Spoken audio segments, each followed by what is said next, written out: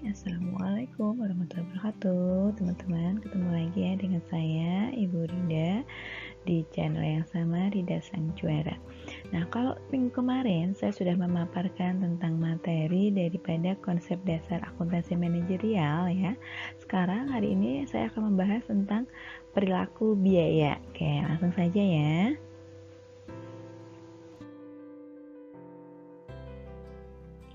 Perilaku biaya ini masuk di bagian 3 ya.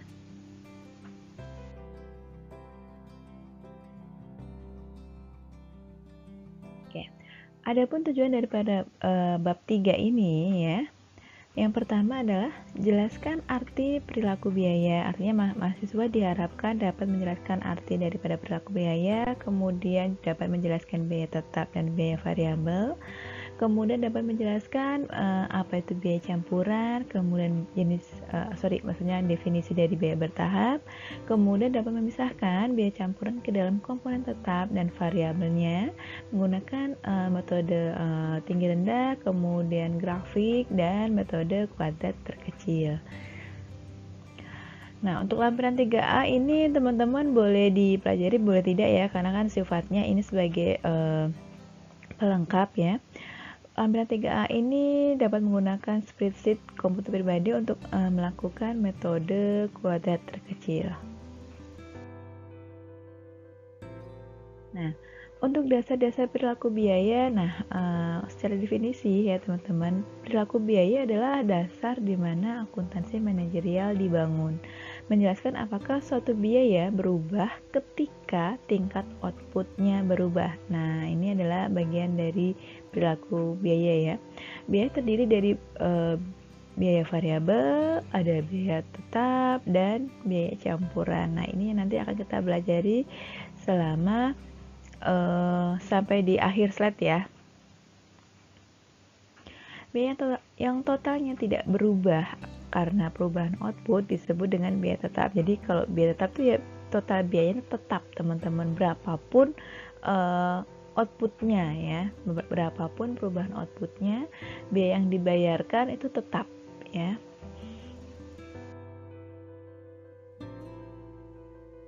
Oke.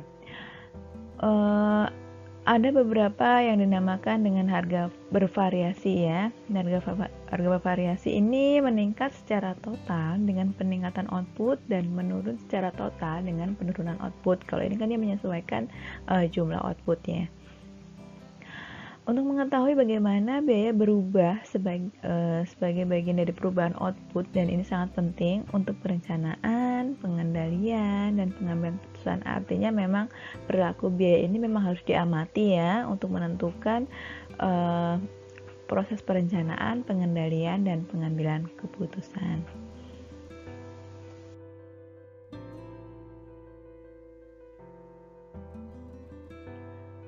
Ukuran output dan rentang yang relevannya.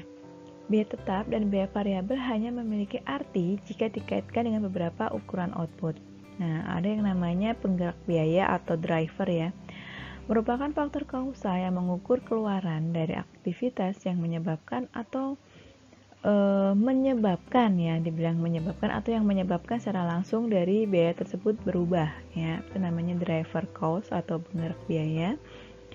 Mengidentifikasi dan mengelola pendorong, pembantu, manajer memprediksi dan mengendalikan biaya dengan lebih baik. Artinya si driver cost ini memang dia sebagai pendorong ya dalam manajer atau manajemen untuk membantu atau mengendalikan biaya supaya prediksi biayanya lebih akurat, lebih tepat ya.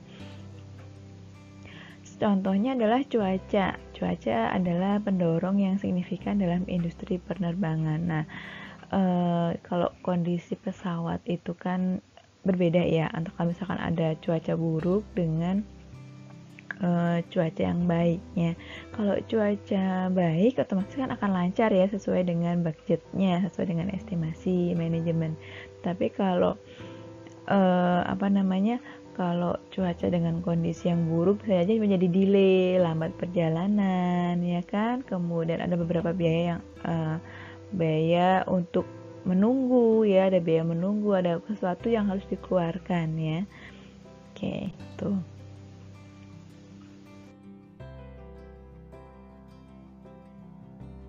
Nah, ada juga dengan yang dikatakan rentang yang relevan ya. Rentang relevan ini merupakan kisaran output di mana hubungan biaya diasumsikan berlaku untuk operasi normal suatu perusahaan.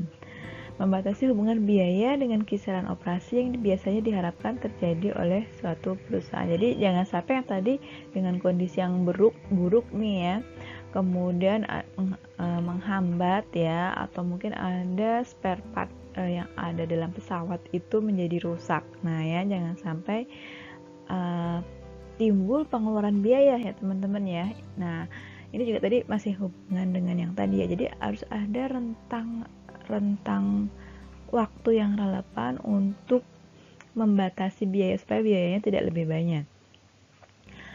Grafik ya, ini maksudnya adalah bukan pengikut grafik ya, maksudnya adalah grafik ya, menunjukkan ini maksudnya grafik scatter plot teman-teman, menunjukkan kisaran yang relevan yang memungkinkan manusia untuk mengasumsikan hubungan biaya linear. Jadi supaya lebih mudah kita akan jelaskan di next slide. Nah ini adalah daripada, jadi ini ada hubungan linear ya antara volume dengan cost ya. Jadi cost itu akan muncul ya apabila ada kegiatan ya, kegiatan atau aktivitas. Nah ini dia berbanding lurus ya, straight line-nya ini ya, banding lurus. Nah dia akan lebih condong untuk naik biasanya, kalau biaya kan memang begitu ya, gitu.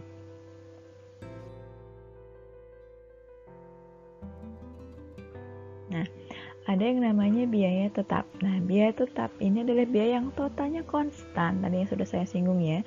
Jadi, berapapun biayanya dia tetap ya, meskipun ada perubahan tingkat output begitu ya.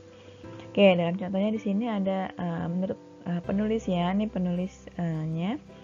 Hanson Mowen-nya menggunakan kasus kuli komputer ya. Perhatikan bahwa sementara total biaya tetap pengawasan tetap sama, biaya per unit menurun karena lebih banyak komputer diproduksi. Jadi ini kasusnya contohnya adalah biaya pengawasan. Berapa sih? Nah, biaya pengawasan ini berfungsi sebagai biaya variabel ya. Nah, misalkan adalah fully computer corporation, ini adalah cost of supervision-nya. Jadi ada biaya pengawasannya sesuai dengan berapa total produksi komputer yang diproduksi ini, kemudian total pengawasannya dia bersifat tetap ya teman-teman ya. Nah, dan unit cost-nya ini. Nah, jadi sudah dipastikan biaya tetap tadi kan memang biaya yang total biayanya tetap meskipun terjadi perubahan output ya. Nah ini dia, karena ini dan ini yang berbeda tapi biaya tetap segini nih teman-teman. Nah, ini namanya biaya variabel, biaya tetap atau fixed cost ya.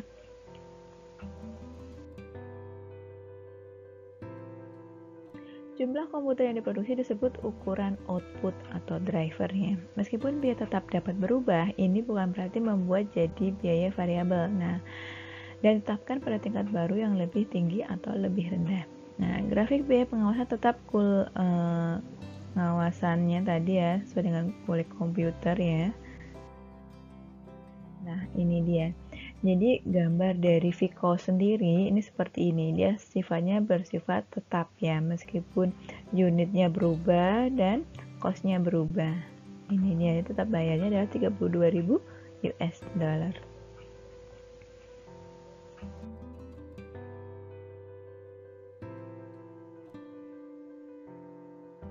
Nah, untuk dua jenis biaya tetap sendiri teman-teman ada dua ya, ada biaya tetap diskresioner dan biaya tetap komitmen ya. Untuk diskresioner ini adalah biaya tetap yang dapat diubah atau dihindari dengan mudah atas kebijaksanaan manajemen. Jadi dia bisa dirubah tapi dengan sesuai ketentuan keputusan ya atau kebijakan manajemen. Kemudian biaya tetap yang dikomitkan ya, atau ini ada kebalikan daripada diskresionernya, adalah biaya tetap yang tidak dapat dengan mudah untuk diubah, jadi tidak bisa diubah kalau ini sudah komit ya.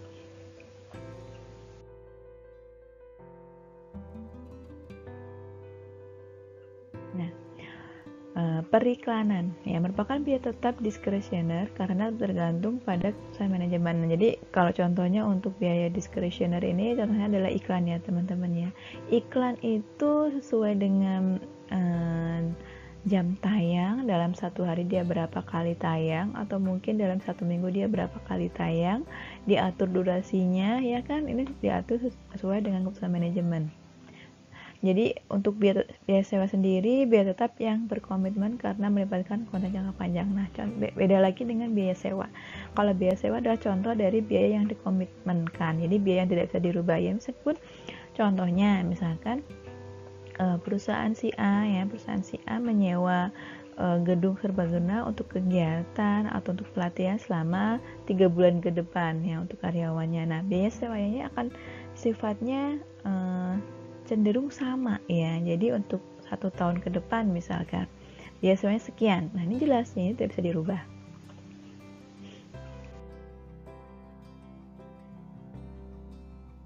Sekarang masuk ke biaya variabel. Kalau tadi biaya tetap atau fixed cost ya, sekarang kita masuk ke biaya variable cost.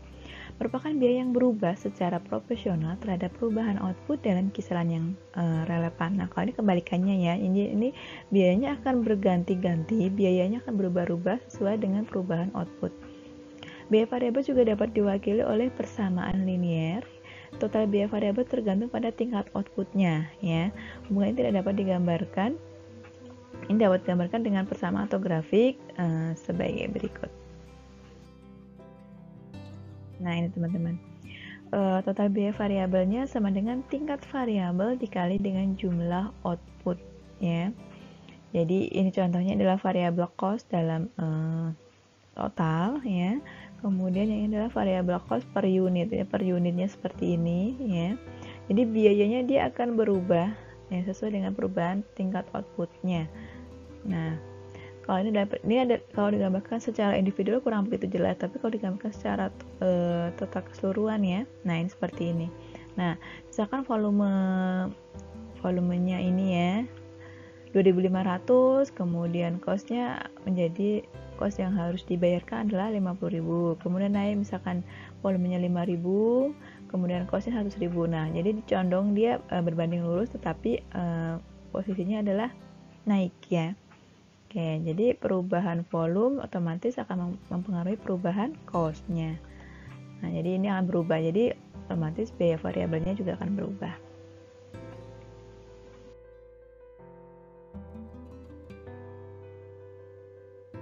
Nah, untuk kewajaran daripada hubungan biaya itu yang garis lurus tadi itu ya, ini asumsinya masih menggunakan asumsi perilaku biaya di tingkat output yang berada di luar jangkauan operasi perusahaan ya. Jadi hati-hati untuk yang di luar operasi perusahaan karena kan memang susah ditebak ya.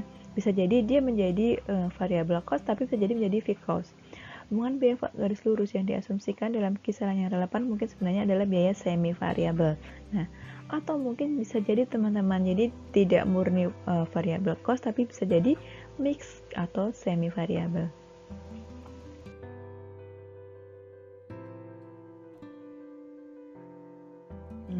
Contohnya adalah pada tingkat output yang sangat rendah, pekerja sering menggunakan lebih banyak bahan per unit ya, atau membutuhkan lebih banyak waktu per unit daripada yang mereka lakukan pada tingkat output yang lebih rendah ya.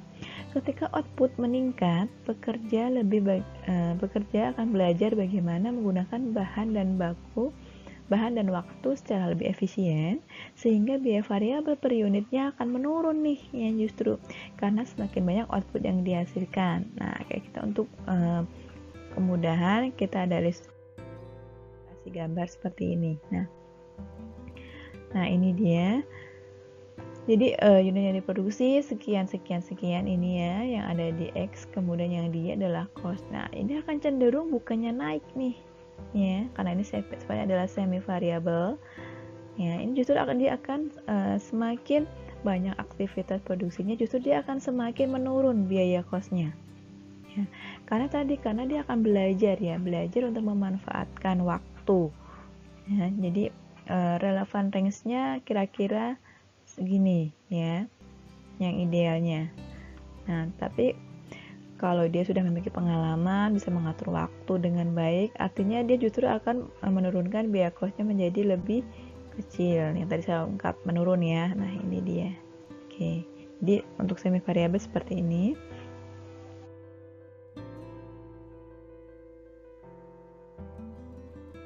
Nah, ada yang namanya biaya campuran. Biaya campuran merupakan biaya yang memiliki komponen tetap dan komponen variabel. Jadi ini ada fixed cost-nya, ada variable cost-nya. Contohnya apa?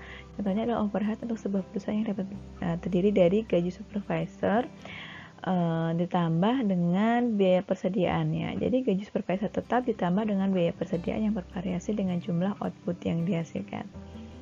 Rumus dan gambaran grafik untuk biaya campurannya seperti ini.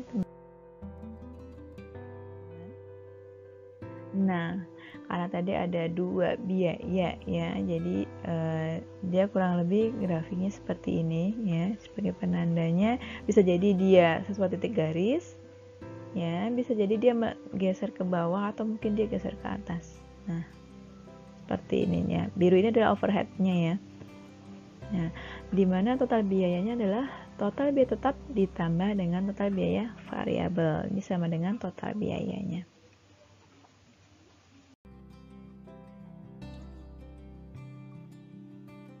Nah, untuk biaya langka ya, ini maksudnya adalah step ya, jadi step cost ya teman, bisa dikatakan seperti step cost. Beberapa fungsi biaya mungkin terputus dikenal dengan biaya langka ya, atau bisa jadi masuk kategori semi biaya tetap. Menampilkan tingkat biaya yang konstan untuk rentang output dan kemudian melompat ke tingkat yang biaya lebih tinggi di beberapa titik, di mana tetap untuk rentang untuk output yang sama. Jadi ini bisa jadi dari yang tadinya lebih rendah kemudian menjadi lebih tinggi. Ini namanya adalah step cost atau langkah-langkah biaya atau biaya langkah sama. Nah, kurang lebih seperti ini gambarnya ya. Bisa naik, turun, naik, turun, naik, turun. Nah, bisa menjadi naik secara grafik. Ini adalah step cost dengan pendekatan yang sempit ya teman-teman, atau langkah sempit.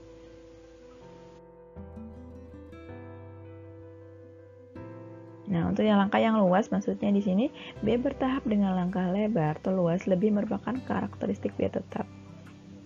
Nah, contohnya sebuah perusahaan mungkin harus menyewa mesin produksi.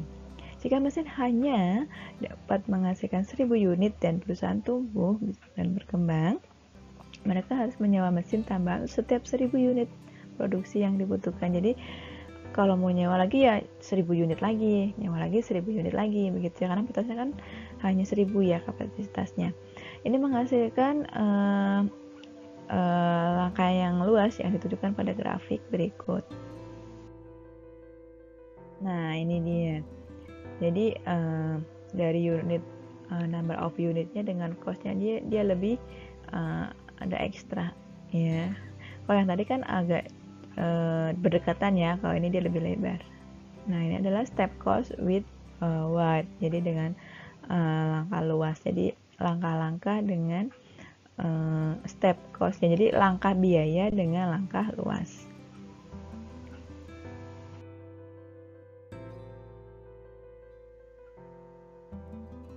Oke.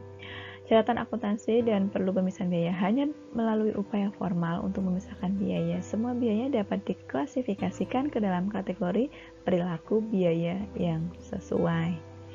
Jika biaya campuran adalah persentase yang sangat kecil dari total biaya, pemisahan biaya formal mungkin lebih merepotkan daripada nilainya. Nah, jadi teman-teman kalau ada biaya campuran ya kita harus pisahkan ya, karena kan biaya campuran itu adalah gabungan dari biaya tetap dengan biaya variabel. Untuk kita bisa melihat biaya campuran tersebut, kita mau melihat perilaku biayanya ya kita harus bedakan secara resmi, begitu ya, kita perlakukan biaya tersebut secara resmi. Oke, nanti akan ada 3 cara ya untuk memisahkan biaya campuran tersebut, ada di next slide. Oke, kita masuk biaya campuran, masih sambungannya. Biaya campuran dapat dibedakan ke kategori biaya tetap dan variabel tanpa banyak memperhatikan kesalahan klasifikasi atau pengaruhnya terhadap pengambilan keputusan. Total biaya campuran dapat dibagi antara dua kategori biaya ya. Ini jarang dilakukan dan bukan pilihan yang terbaik. Biasanya biaya campuran untuk banyak perusahaan cukup besar untuk meminta pemisahan. Jadi memang cenderung biasanya akan dilakukan pemisahan ya. Nah ini yang tadi saya sampaikan. Ada 3 metode untuk memisahkan biaya campuran menjadi komponen tetap dan komponen tetap dan komponen variabel ya. Jadi kita harus pisahkan ya teman-teman. Jadi ada 3 cara langkahnya. Menggunakan metode low high atau tinggi rendah ya. Kemudian scatter plot atau grafik, kemudian menggunakan metode kuadrat terkecil. Jadi ada 3 metode inilah pembahasan daripada perilaku biaya ya. Jadi memang kita harus menguasai 3 metode ini. Setiap metode memerlukan asumsi penyederhanaan hubungan biaya linier.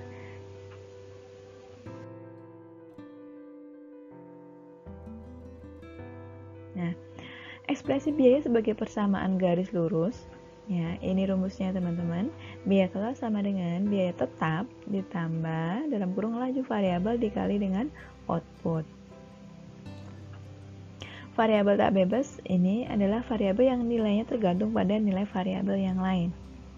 Dalam persamaan sebelumnya, total biaya adalah variabel dependen itu adalah biaya yang kami coba prediksi. Jadi menurut penulis prediksi ya. Nah, biaya variabel mengukur output dan menjelaskan perubahan biaya atau variabel dependen lainnya. Ada variabel bebas yang baik adalah variabel yang menyebabkan adanya keterkaitan atau hubungan dengan variabel terikat. Banyak manajer mengacu pada variabel independen sebagai pemicu biaya ya. Pemicu juga disebut dengan driver cost yang tadi atau disebut dengan penggerak biaya tadi. Ada intercept. Intercept ini sesuai dengan biaya tetap. Ada slope. Slope ini dari garis biaya sesuai dengan rata-rata variabel. Nah, untuk lebih mudahnya kita pelajari latihan soal berikut ya. Ini ada cornerstone 3.1 membuat dan menggunakan rumus biaya. Ya, ada kasus. Jadi ini ada departemen ya. Jadi departemen atau divisi seni dan grafik di Stadcolex ya, dia memutuskan untuk menggunakan menggunakan fasilitas di kampus fakultasnya dengan menggunakan ini ada inkjet color printer. Jadi menggunakan ini untuk komputernya yang sudah ada yang mereka punya ya.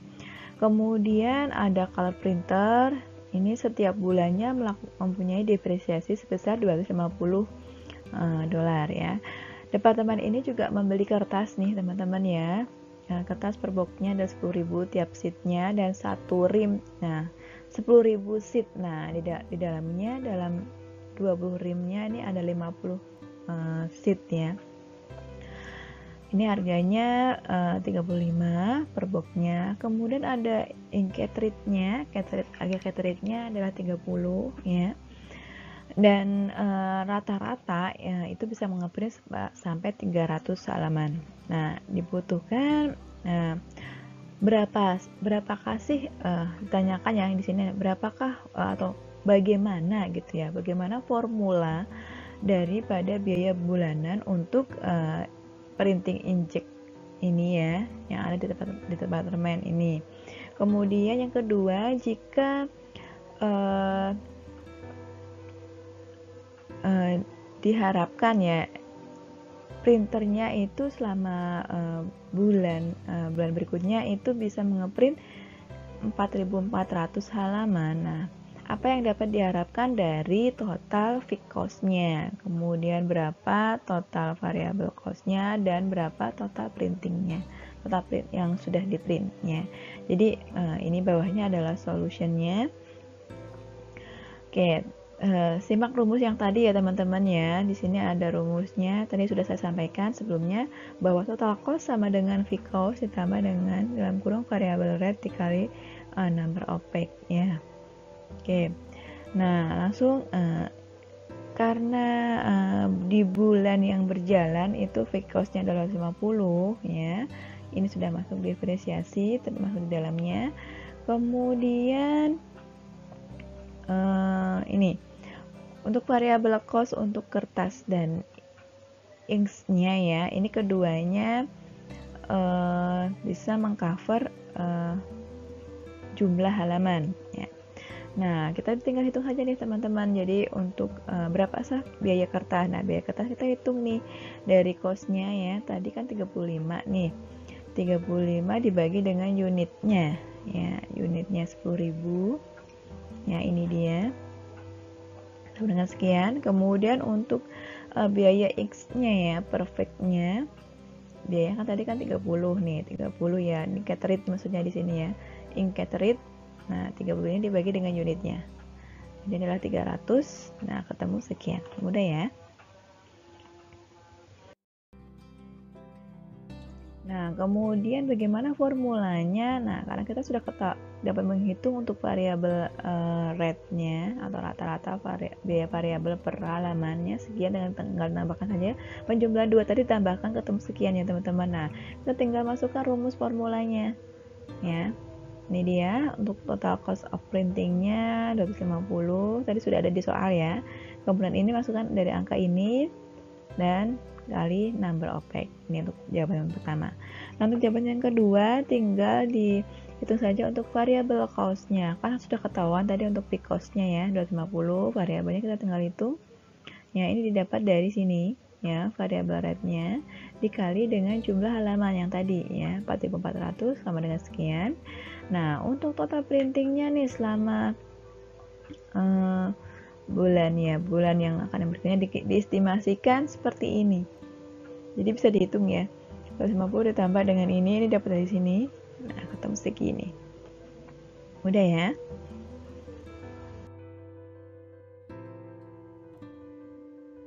Nah, oke. Untuk metode tinggi rendah atau high low ya, merupakan metode untuk memisahkan biaya campuran menjadi komponen biaya tetap dan variabel dengan hanya menggunakan titik data tinggi dan rendah.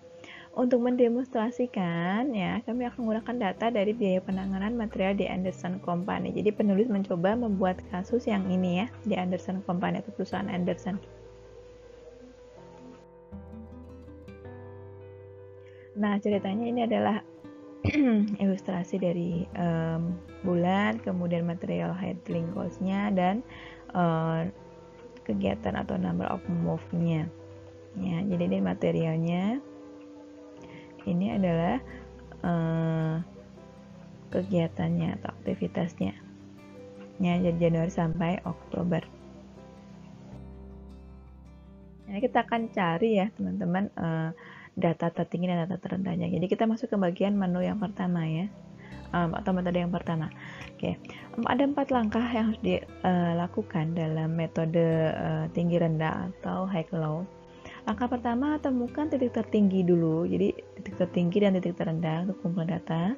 Kemudian langkah kedua, menggunakan titik tertinggi dan data yang tadi di poin 1 itu dengan cara dihitung ya di tingkat variabel. Nah, rumusnya seperti ini teman-teman, jangan lupa ya, diingat ya. Tingkat variabel sama dengan biaya titik tertinggi dikurangi biaya titik terendah, kemudian dikali output titik tertinggi dikurangi dengan output titik terendah. Jadi biaya dikurangi dengan output. Nah, biayanya yang tinggi dikurangi yang rendah, outputnya juga sama, yang tinggi dikurangi yang rendah.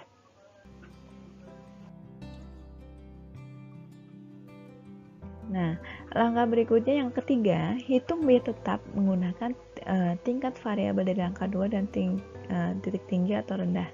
Rumusnya, biaya tetap sama dengan total biaya pada titik tertinggi dikurangi dalam kurung laju variabel dikali output pada titik tertinggi. Nah, langkah yang terakhir, membentuk formula biaya untuk penanganan material berdasarkan metode tinggi rendah. Nah, untuk lebih mudah kita masuk pada Cornerstone 3.2 ya. Oke, Blue Denim Company ini membuat blue jeans ya, dimana ada controllernya ya, ingin mengkalkulasi atau menghitung biaya cost, biaya variabel dan biaya fix ya, dengan menggunakan electricity ya.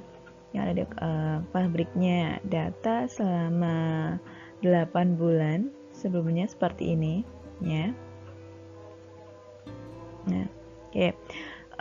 Yang dibutuhkan, yang ditanyakan di sini ya, gunakanlah metode high-low ya, hitung variabel cost dengan menggunakan electricity dan variabel ini V-cost, hitung V-cost-nya, kemudian variabel cost-nya per mesin per jam, dan bagaimana konstruk formulanya ya. Jadi solusinya di sini ini dijelaskan di sini bahwa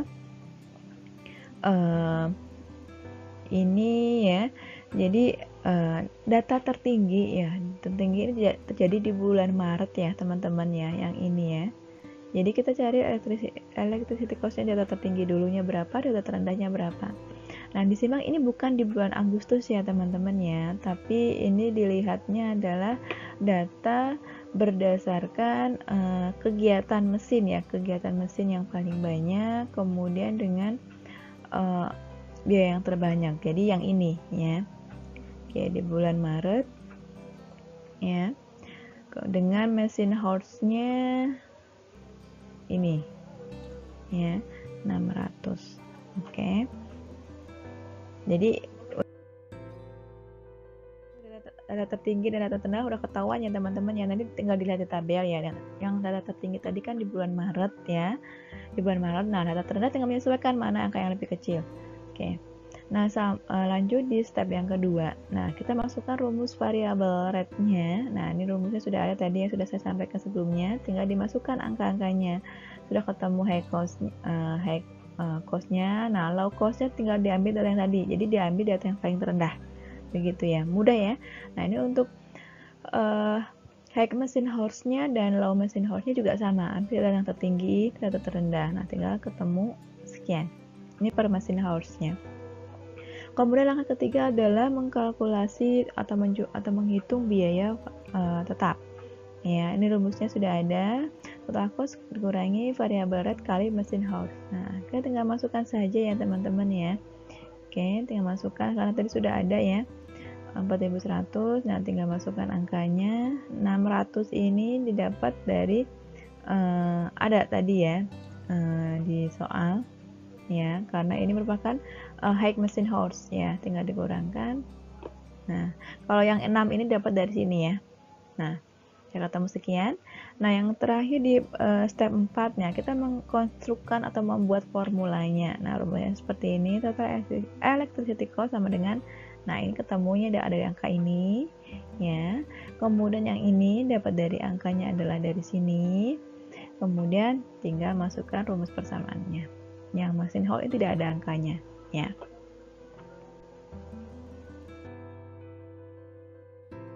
Mudah ya teman-teman ya. Nah, ini masih sambungan.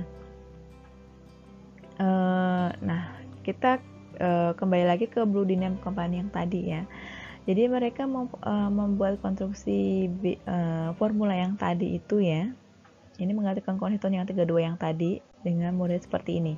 Jika formulanya seperti ini, nah yang ditanyakan diasumsikan 550 mesin per jamnya itu dibudget di bulan Oktober. Nah, yang sebelumnya diminta untuk menghitung ya berapa variabelnya, total variabelnya atau cost variabelnya, dan berapa biaya totalnya ya, sesuai dengan electricity cost tentunya. Nah, ini dihitung solusinya. Rumusnya untuk total variabel rate kali dengan mesin. Nah, tinggal dimasukkan saja angkanya. Ya, 550 ini dapat dari sini ya, teman-teman ya. Kemudian total electricity cost-nya tinggal masukkan saja rumusnya. Nah, masukkan angkanya, yang ini yang tadi, ini juga yang tadi. Nah, ini yang dari soal. Ya, ketemu segini. Mudah ya.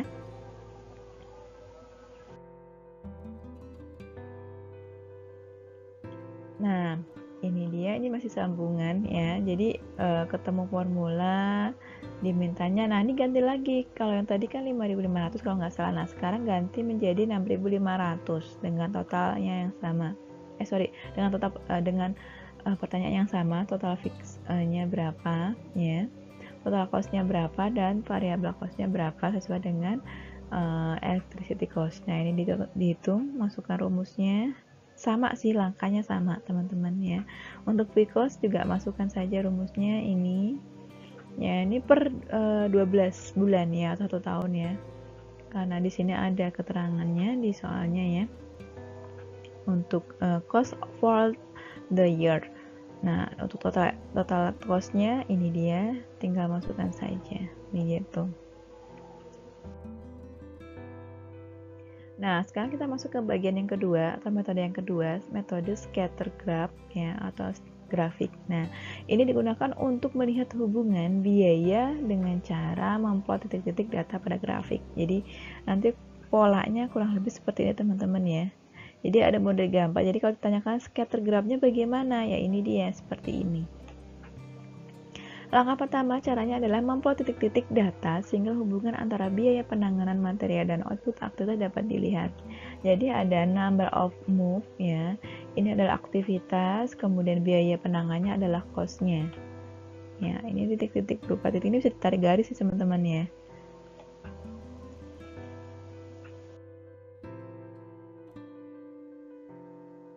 Nah, periksa scatter graph untuk melihat apakah itu mampu mengungkapkan satu atau lebih poin ya yang tampaknya tidak sesuai dengan pola perilaku.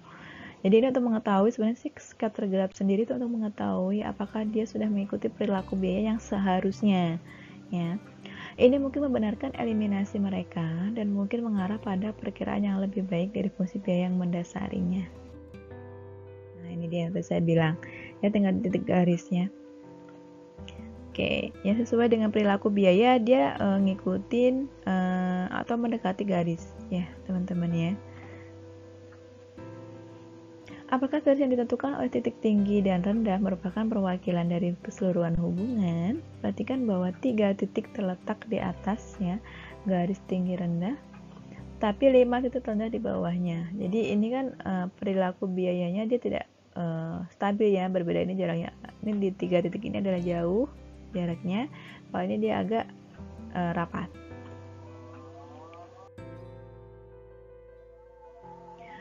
Nah, ini tidak memberikan kita keyakinan pada hasil tinggi rendah untuk biaya tetap dan variabel. Kami bertanya-tanya apakah biaya variabel kemiringan agak lebih tinggi dari yang seharusnya dan biaya tetap agak lebih rendah dari yang seharusnya. Jadi kalau di scatter graph itu memang ada beberapa Oke, saya ulangi. Jadi asumsinya kalau scatter graph ini untuk melihat biaya tinggi dan rendahnya ini bisa jadi ya biaya variabel itu akan condong lebih tinggi dan biaya rendahnya ini akan lebih rendah dari yang seharusnya ya.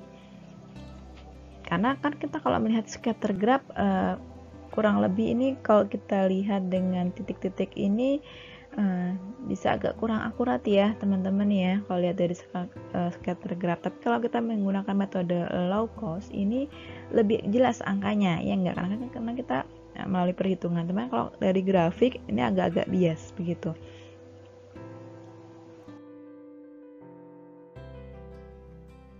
Tapi sih memang antar metode memang ada beberapa kelemahannya. Nah, kita bisa menggunakan grafik scatter graph ini untuk menyesuaikan garis secara visual ke titik data pada grafik. Tapi ini sebagai ilustrasi saja sih teman-teman ya. Jadi untuk memudahkan saja, nanti kita akan lihat cari persamaan. Jadi persamaan, bukan persamaan, tapi titik-titik ya. Titik ada 1.1 ada X dan Y. Ya, tapi kalau teman-teman untuk lebih mudah menjelaskan dari literasi saya, teman-teman bisa simak di bukunya ya, di buku Hanson Mawanya Akuntansi Manajemen untuk metode scatter graph lebih jelas di situ karena sudah ada perhitungan kasusnya, kemudian bagaimana cara membuat scatter graphnya, kemudian penjelasan titik-titiknya juga semua sudah ada di buku. Teman-teman boleh simak untuk yang scatter graphnya dari buku ya. Karena kalau di PPT ini memang tidak lengkap ya. Manajer atau analis biaya akan memilih jalur yang tampaknya paling sesuai dengan poin. Jadi ini memang dia option sifatnya. Jumlah garis yang tak terbatas mungkin melewati data, tapi garis ini melewati titik untuk Januari. Jadi Januari ini ketemu titiknya 100,2000 ya, dimana 100 adalah number of movesnya, kemudian yang 2000 ini adalah costnya, dan memotong di sumbu Y ya, sumbu Y untuk 0 ya, jadinya kalau memotong berarti kan 0, ya 0,800 ya, nolnya adalah number of moves-nya, kemudian 800 adalah cost-nya. Nah, perhitungan ini teman-teman, ini bisa teman-teman simak di referensinya. Nah, oke, 2 poin yang tadi sudah ketemu ya, jadi dicari titik potong sumbu X dan titik potong sumbu Y, ketemu angka ini dan angka ini ya. Gunakan 2 titik untuk menghitung tingkat variabel. Nah, kita cari rumusnya nih teman-teman. Untuk variabel rate-nya, rumusnya adalah high point cost dikurangi dengan low point cost dibagi dengan high point number of moves dikurangi dengan low point number of moves gitu. Ini untuk rumusnya sudah paten ya. Nah, untuk penghitungan tarif variabelnya sendiri bagaimana? Nah, tinggal dihitung saja ya, dari titik yang ini dikurangi dengan titik ini ya, yang memotong sumbu X dan Y. Nah, ketemu angka seperti ini ya. Nah, oke, 12 untuk tarif variabelnya.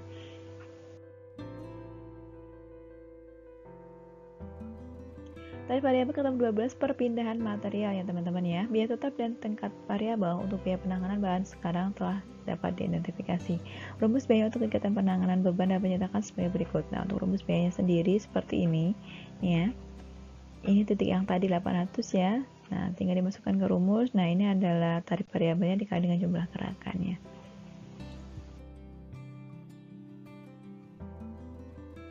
Nah, dengan menggunakan rumus yang tadi, total biaya penanganan material antara 100 dan 500 gerakan dapat diprediksi dan kemudian dipecah menjadi komponen tetap dan variabel. Misalnya, asumsikanlah bahwa 350 gerakan direncanakan untuk bulan November.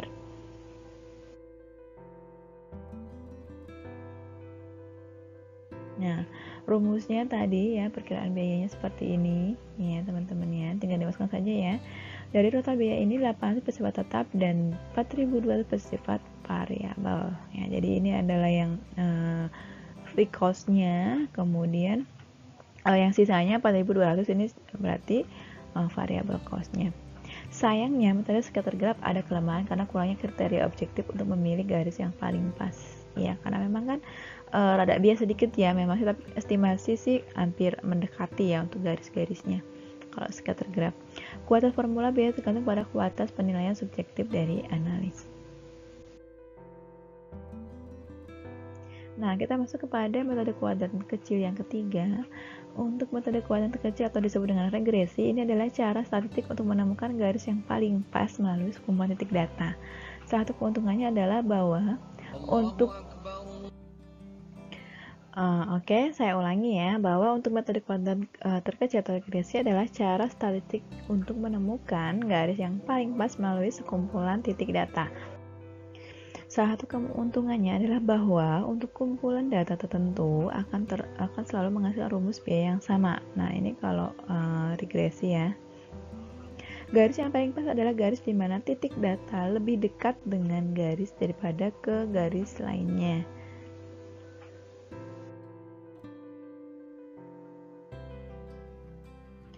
Nah, garis regresi lebih baik menggambarkan pola data daripada garis lainnya. Hasil dari deviasi kuadrat antara garis regresi dan setiap titik data secara total lebih kecil dari jumlah deviasi kuadrat dari titik data dan garis lainnya. Rumus statistik kuadrat terkecil dapat menemukan satu baris dengan jumlah deviasi kuadrat terkecil atau garis yang meminimalkan kesalahan prediksi ya, biaya atau perbedaan antara biaya yang diprediksi yaitu biaya pada regresi dan biaya aktual yaitu titik data aktual. Nah, untuk lebih mudahnya teman-teman seperti ini untuk deviasi garis dari metode yang ketiga kuadrat terkecil ya. Jadi ini ada unit, kemudian ini ada cost ya. Garis yang disyaratkan adalah garis yang dekat dengan ini ya. Titik yang disyaratkan adalah titik yang mendekati dengan garis. Ya, ini. Oke, ada 1, 2, 3, 4, 5, ada 5 titik. Nah, lebih mudahnya kita masuk ke contoh soal di Cornerstone 3.5 ya. Untuk menghitung biaya tetap, biaya tarif variabel, rumus biaya, dan biaya yang dianggarkan. Nah, ini dia, ini ada kasus lagi teman-teman. Blue Denim Company mau gue ini masih sama yang tadi ya. Ceritanya ini adalah data ya selama 8 bulan ya. Electricity cost sekian, kemudian mesin per jamnya sekian. Nah, ada intercept di sini. Nah, 321, kemudian X variabelnya adalah 6,38. Yang ditanyakan adalah berapakah variabel tetapnya?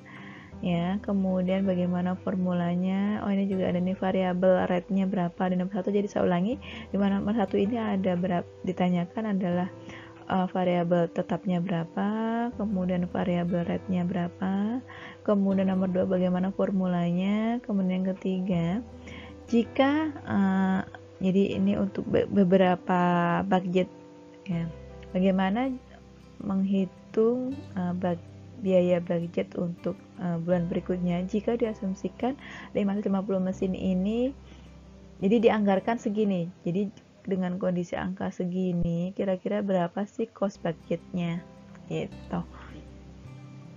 Nah, kita langsung masuk ke pembahasan. Oke, nah untuk yang tadi 321 ini sama dengan fixed cost ya teman-teman ya. Kemudian variabel rate-nya 6,38 sudah ada angkanya. Nah, formulasinya bagaimana? Tinggal masukkan rumusnya. Nah, 321 didapat dari sini, kemudian yang 638 didapat dari sini. Tinggal masukkan saja, mudah ya. Kemudian untuk budget cost-nya, nah ini dia rumusnya. Fixed cost ya ditambah dengan variabel rate dikali dengan unit. Tadi kan ditanyakan jika 550. Nah, ini dia, tinggal masukkan saja angkanya ketemu seperti ini. Mudah ya teman-teman ya.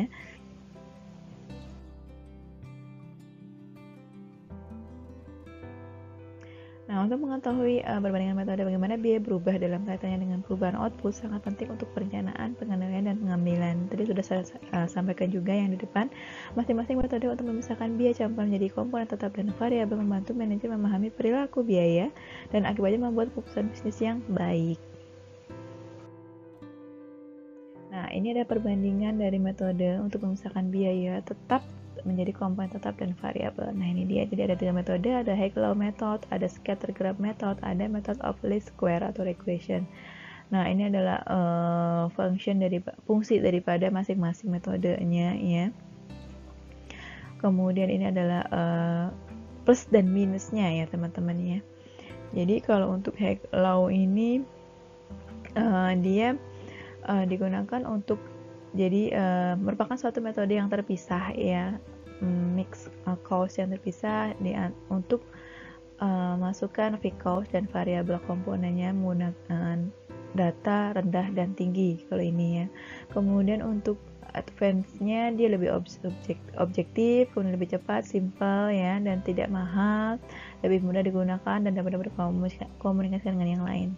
Kemudian kelemahannya dia adanya error ya atau outlier, kemudian adanya data yang lebih berpotensi ada data misrepresentative data ya. Kemudian untuk scatter graph method sendiri dia merupakan metode yang terpisah ya. Jadi ada fixed cost, ada variable cost yang dimasukkan dalam suatu garis ya untuk membuat titik atau 2 poin ya, 2 titiknya. Kemudian advance-nya untuk kelebihannya dia simple, sederhana, dan membutuhkan namanya representasi secara visual.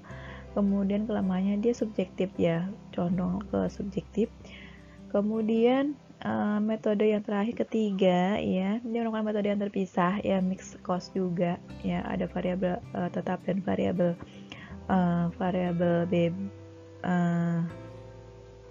maksud saya ada biaya cost, biaya tetap sama biaya variabel yang dimasukkan secara statistik ya.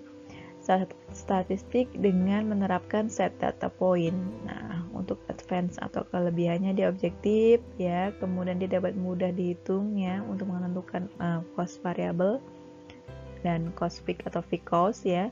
Kemudian untuk kelemahannya sendiri dia agak rumit begitu ya teman-teman.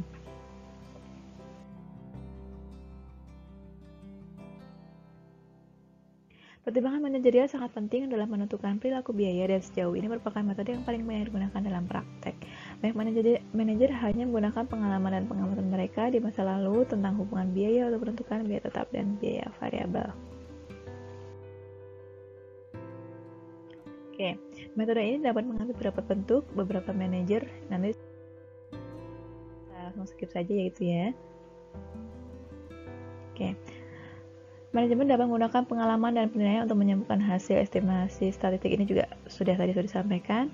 Manajer yang berpengalaman mungkin memperhatikan data dan membuang beberapa poin sebagai saat tidak biasa ya. Jadi merevisi hasil perkiraan untuk perubahan yang diproyeksikan dalam struktur biaya atau teknologi. Jadi condongnya gini teman-teman. Jadi manajer itu biasanya dia akan belajar dari pengalaman di periode sebelumnya ya. Dan dia juga akan merevisi manakala itu diperlukan ya. Jadi gunanya untuk apa? Untuk bisa memproyeksikan dari perilaku biayanya atau struktur biayanya.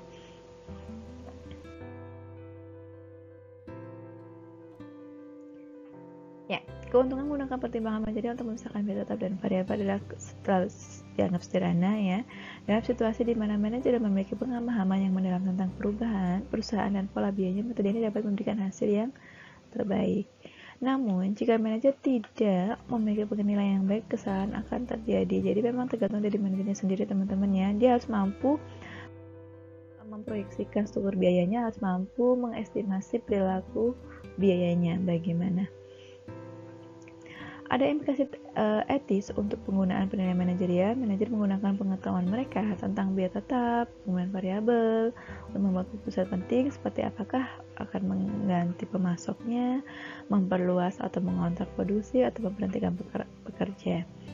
Keputusan ini mempengaruhi kehidupan bekerja, pemasok, dan pelanggan. Jadi untuk keputusan etis ini sifatnya lebih ke fleksibel ya, sesuai dengan kebutuhan perusahaan. Manajer yang etis akan memastikan bahan mereka memiliki informasi yang terbaik saat membuat keputusan.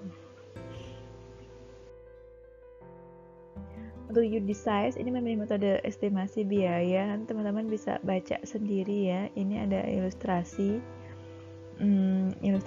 untuk pemilihan metode ya. Metode estimasi biaya mana yang harus Anda terapkan ya. Jadi ini adalah kasus di mana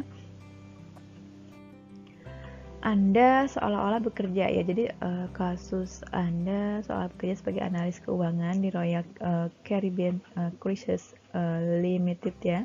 Perusahaan ini mengoperasikan beberapa kapal pesiar terbesar di dunia seperti The Owl of the Seas yang berbobot 222.000 ton dan membawa 5.400 tamu serta 1.650 awak.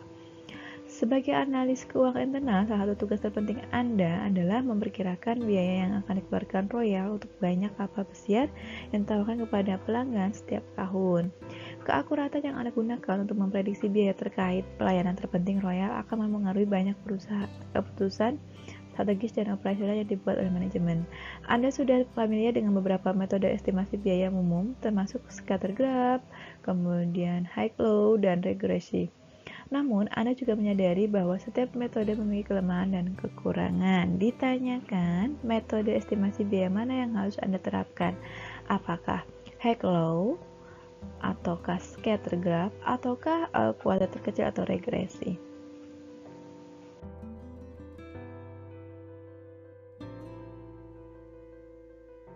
Nah, ini sambungannya ya teman-teman ya.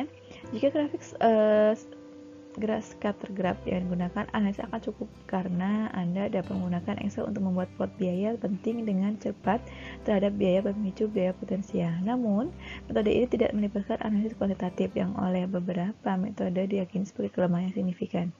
Jika metode tinggi rendah atau high low diadopsi, analisis akan bersifat kuantitatif yang relatif mudah dilakukan dan dijelaskan kepada manajemen. Namun, metode ini dapat menjadi subjek ketidakakuratan yang cukup besar jika salah satu atau kedua dari data yang digunakan untuk menyusun rumus biaya adalah outlier.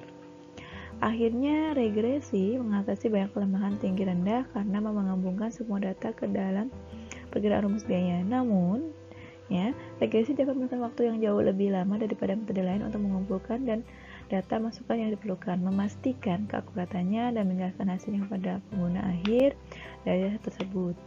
Tidak ada jawaban yang cocok untuk semua metode estimasi biaya terbaik yang digunakan. Sebaliknya, Anda sebaiknya berkonsultasi dengan manajer yang akan menggunakan analisis. Misalnya, apakah manajemen memerlukan perkiraan umum ballpark atau apakah perlu perkiraan yang paling akurat? Hasil dari analisis biaya Anda bersama dengan tekanan persaingan yang dihadapi Royal akan mempengaruhi keputusan penting seperti berapa banyak yang harus dibayar karyawan, kepastian untuk memastikan pengalaman pelanggan yang berkualitas tinggi, harga yang harus dibebankan kepada pelanggan untuk memastikan keterjangkauan pada eksklusivitas dan jenisnya. Jumlah makanan, minuman, dan belanja ditawarkan di atas kapal terlepas dari metode estimasi biaya yang akhirnya dipilih. Jadi ini ilustrasinya panjang sekali ya teman-teman ya.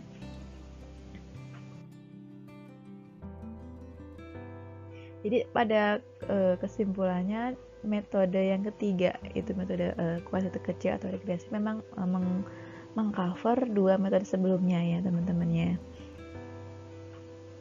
Oke, untuk menghitung rumus regresi secara manual itu memang sebenarnya membosankan sih ya. Jadi lebih condong ke hanya beberapa titik saja. Dengan bertambahnya jumlah titik data, perhitungan manual menjadi tidak praktis. Untungnya, pakai spreadsheet seperti Microsoft Excel memiliki rutinitas regresi yang melakukan perhitungan ini. Jadi supaya tidak karena kan untuk regresi itu kompleks ya teman-teman, jadi bisa dibantu dengan Excel. Yang perlu Anda lakukan hanya memasukkan data dan program regresi spreadsheet, menyediakan lebih dari perkiraan koefisien, memberikan informasi yang dapat digunakan untuk melihat seberapa Anda persamaan biaya fitur yang tidak tersedia untuk metode grafik sabar dan metode tinggi rendah.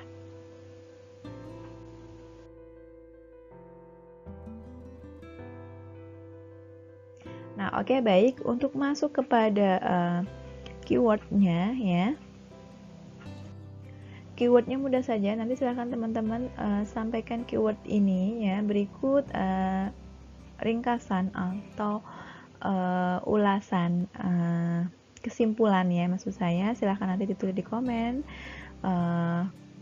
kolom komentar yang ada di channel YouTube saya. Adapun untuk keywordnya adalah hashtag perilaku biaya ya _NIM ya. Jadi silahkan teman-teman nanti tulis di kolom komentar di channel YouTube saya. Saya ulangi, keywordnya adalah hashtag perilaku biaya, sambung ya, P besar, B-nya besar, kemudian _NIM-nya teman-teman. Oke. Untuk paparan materi, untuk kesimpulannya silahkan dipaparkan saja minimal 200 kata ya teman-teman ya. Oke, baik. Saya lanjut ke data spreadsheet. Langkah pertama dalam menggunakan komputer untuk menghitung koefisien regresi adalah memasukkan data ya, menunjukkan layar komputer yang Anda akan lihat nanti ya. Jadi dari data perpindahan material ke dalam spreadsheet, maksudnya dimasukkan gitu datanya ya. Nah, diberikan label variabel ya untuk memudahkan. Nah, kurang lebih seperti ini contohnya. Nah, jadi ini ada amount-nya, kemudian cost-nya berapa saja tiap bulan, kemudian move aktivitasnya berapa saja.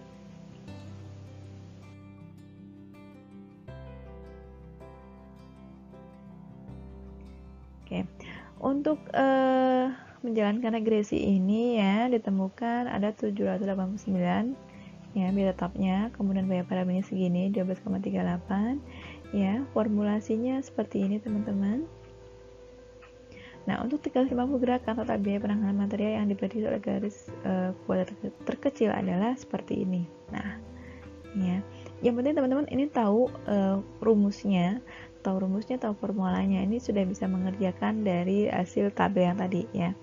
Jadi tabel yang tadi dihitung biaya penanganan materialnya ya, kemudian biaya totalnya berapa.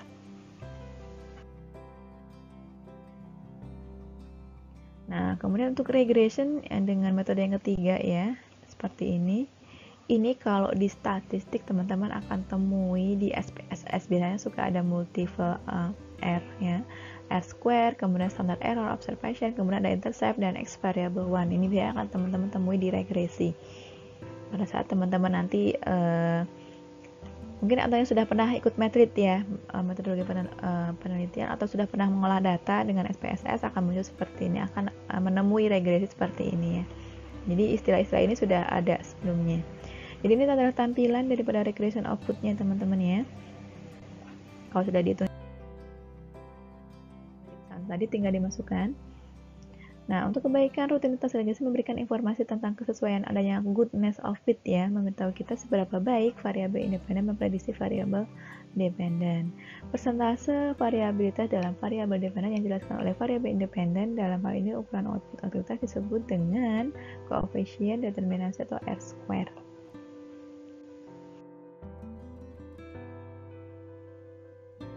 Nah, semakin tinggi persentase variabilitas biaya yang dijelaskan, semakin baik pekerjaan variabel independen dalam menjelaskan variabel dependen.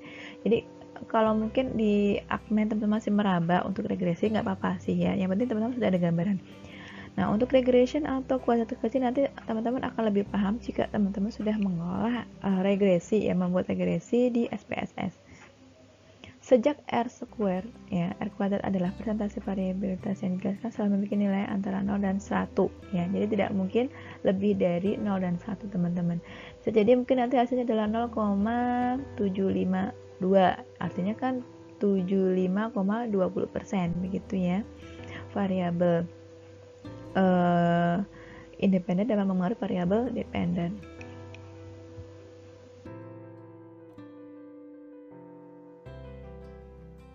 Perhatikan juga untuk ringkasan outputnya, itu menunjukkan bahwa koefisien determinasi diberi label sebagai R kuadrat ya. Tadi angkanya adalah 0,85. Artinya perpindahan materi yang menjelaskan sebesar 85% ya dari variabilitas dalam menangani material. Jadi artinya ada 85% ya. Ini bisa menangani biaya penanganan.